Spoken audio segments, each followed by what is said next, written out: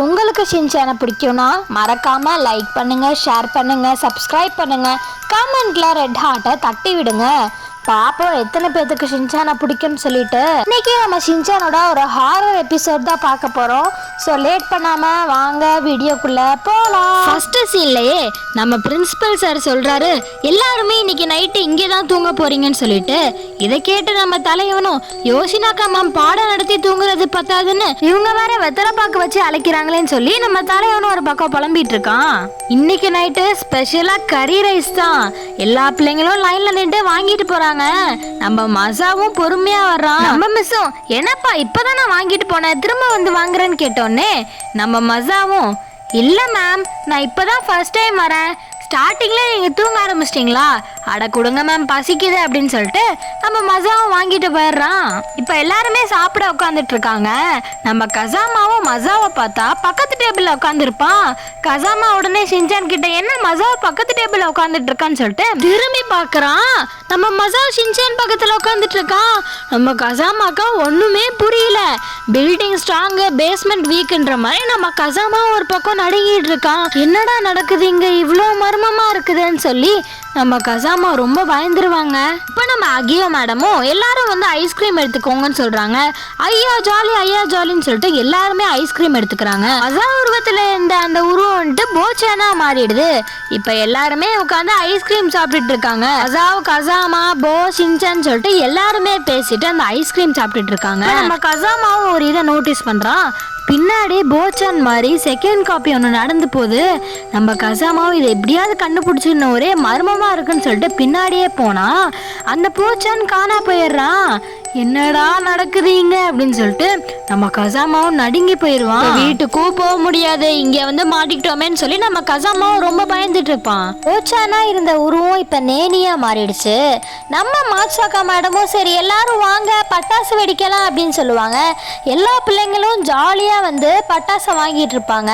Principal sir கூட எல்லாருமே சேர்ந்து பட்டாசு வெடிச்சிட்டு இருப்பாங்க. அந்த டைம்ல நேனி வந்து எனக்கு ஒரு பட்டாசு தாங்க அப்படின்னு சொல்லுவா. மாட்சாக்கா மேடமும் ஒரு பட்டாசு எடுத்து நேனி கிட்ட கொடுப்பாங்க. அப்படியே இந்த சைடு வந்தீங்கன்னா அசாவ் கசாமா போ ஷின்சான் சொல்லிட்டு எல்லாருமே சேர்ந்து பட்டாசு வெடிச்சிட்டு இருப்பாங்க. நேனி மட்டும் இந்த ஓரமா பட்டாசு வெடிச்சிட்டு இருப்பா.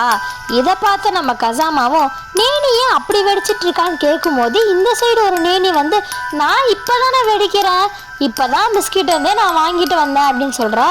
திரும்ப நம்ம கசாமா அந்த சைடு பார்த்தா அந்த நேனி இருக்க மாட்டா. நம்ம கசாமாவும் என்னமோ இங்க சரியில்லை, அப்பையில இருந்து இங்க ஏதோ தப்பாவே நடக்குது அப்படின்னு சொல்லிட்டு இருப்பான். இப்ப நைட்டு தூங்குறதுக்கு முன்னாடி எல்லா பிள்ளைங்களும் ப்ரஷ் பண்ணிட்டு இருப்பாங்க. நம்ம கசாமா ப்ரஷ் கொண்டு வரவே மறந்துருப்பான்.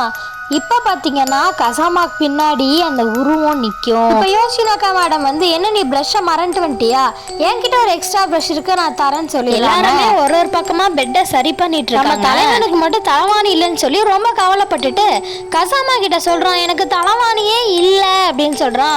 அவனுக்கு 1008 பிரச்சனை, உனக்கு ஓ பிரச்சனை போடாங்கிட்டு அப்படின்னு சொல்லுவான். நானே காலையில இருந்து உசுரை கையில பிடிச்சிட்டு இருக்கிறேன், இங்க என்னென்னமோ நடக்குது, எனக்கு வேற ரொம்ப பயமா இருக்குது, யாரோ என் தலையில அடிக்கிற மாதிரியே இருக்குன்னு சொல்லும் போது பின்னாடி மசேகமா தலகாணியை தூக்கி அடிப்பான். நம்ம கசாமாவும் என்னடா லூசு பண்றா, எனக்கே தலையெல்லாம் வலிக்குது, நீ வேற இது பத்தாவதுக்கு அடிக்கிறேன்னு சொன்னதுக்கு அப்புறம் வா பில்லோ ஃபைட்டுக்குன்னு சொல்லிட்டு எல்லாருமே சேர்ந்து பில்லோ ஃபைட் விளையாடிட்டு இருப்பாங்க. இப்ப எல்லாருமே தூங்கிட்டு இருப்பாங்க. நம்ம கசாமாக்கு நைட்டு திடீர்னு முழிப்பு வரும். அப்படியே லைட்டா கண்ணை திறந்து பார்த்தா நம்ம தலைவன் கசாமா மூஞ்சுக்கு நேராவே இருக்கிறான். இவன் தொல்லை தாங்க முடியலன்னு சொல்லிட்டு திரும்பி படுத்தா இங்க இன்னொரு ஷின்சானு.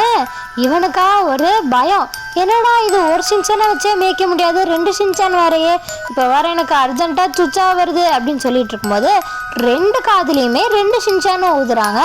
நம்ம கசாமாக்கு ஒண்ணுமே புரியல, இது எவன்டா பேய் அப்படின்னு சொல்லிட்டு ரொம்ப பயந்துட்டு இருப்பான். இப்போ பார்த்தீங்கன்னா இன்னொரு சைடில் இருக்க ஷின்சான் எந்திரிச்சு எனக்கு சுச்சா வருது வா கசாமான்னு சொல்லுவான்.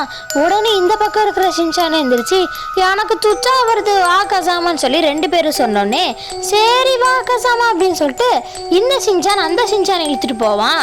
இதை பார்த்த கசாமாக்கு ஒண்ணுமே புரியல.